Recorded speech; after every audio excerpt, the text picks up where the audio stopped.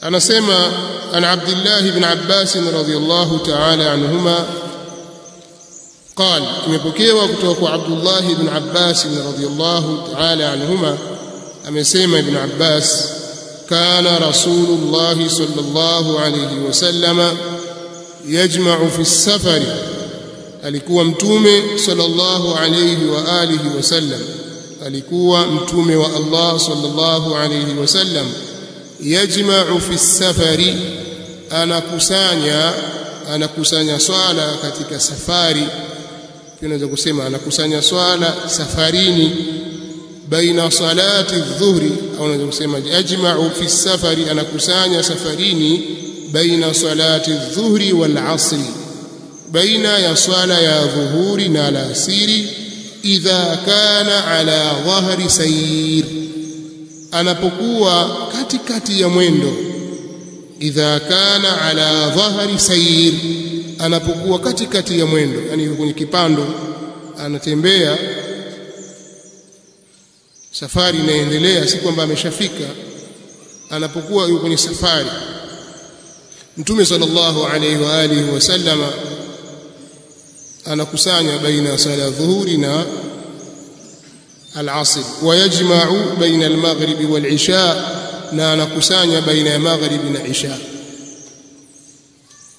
kwa sababu safari zinazingatiwa ziko katika sehemu mbili. Safari kwa maana uko katika mwendo wa safari, hujafika unapokwenda, umetoka kwenye mji wako uenda mji fulani unaokusudia, hujafika, unahesabika uko safarini.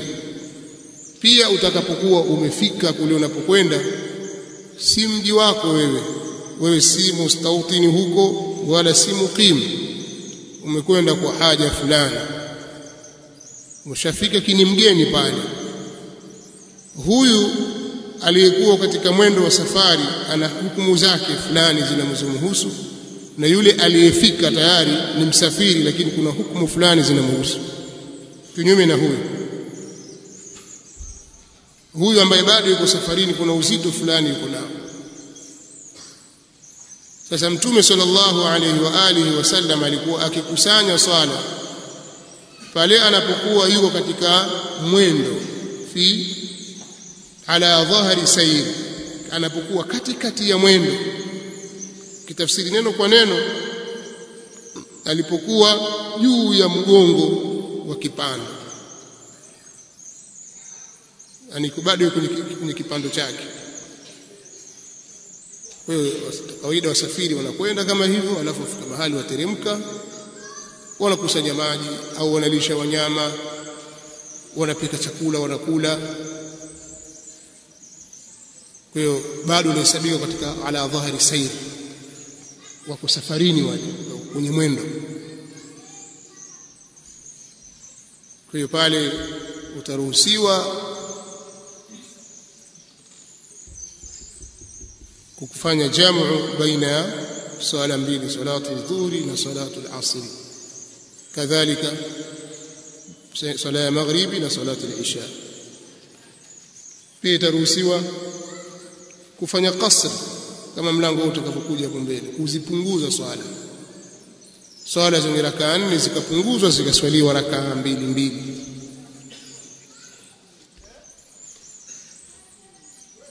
Kadhalika anapokosekana maji utatayamma, kwa sababu uko safarini, na taratibu zake zimetajwa katika vitabu vya fiqh. Kwa hadithi hii, miongoni mwa fawaidi zinazopatikana, inathibitisha kupatikana jamu, kukusanya baina ya dhuhuri na al-asr, au baina ya maghribi na isha watu wanapokuwa safarini, nayo ni sunna liman kana ala dhahri sayr, kwa yule ambaye yuko juu ya kipando. Wa amma man lam yakun ala dhahri sayr, ama yule ambaye hayuko katika kipando, hayuko katika mwendo, kashafika huko anapokwenda, fal afdalu alla yajma, iliyokuwa bora ni kutokufanya jamu. Ameruhusiwa, lakini ni ruhusa kwake kufanya jamu. Mtume sallallahu alayhi wasallam amefanya jamu, siku zake za hija zile 18 zote alikuwa akifanya jamu, akifanya qasr, alikuwa akipunguza swala. Alikuwa akiswali Mina, anaswali adhuhuri rakaa 2 katika wakati wake, asri rakaa 2 katika wakati wake. Naam, ila Muzdalifa alikuwa akikusanya baina al-maghrib wal isha, kwa sababu yuko katika dhahari sayr, bali amepumzika tu. Kadhalika salatu al-fajr haifanywi jamu, na pia hadithi inaonyesha wepesi wa sheria ya Kiislamu. Babu qasri as-salati fi as-safar, huu ni mlango wa kupunguza swala safarini.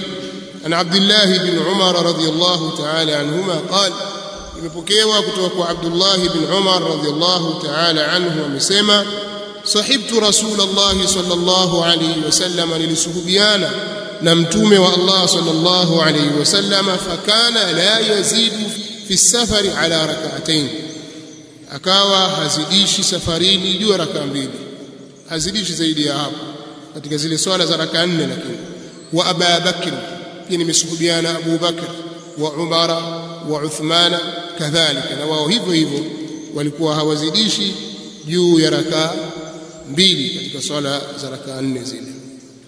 Pia huo nao ni wepesi, ni katika kufanywa wepesi kwenye sheria ya Kiislamu. Bali kuna wengine walikuwa wanawachuoni wanaona kwamba ni wajibu kupunguza swala unapokuwa safarini, wajibu. Sawabu ni rukhsa,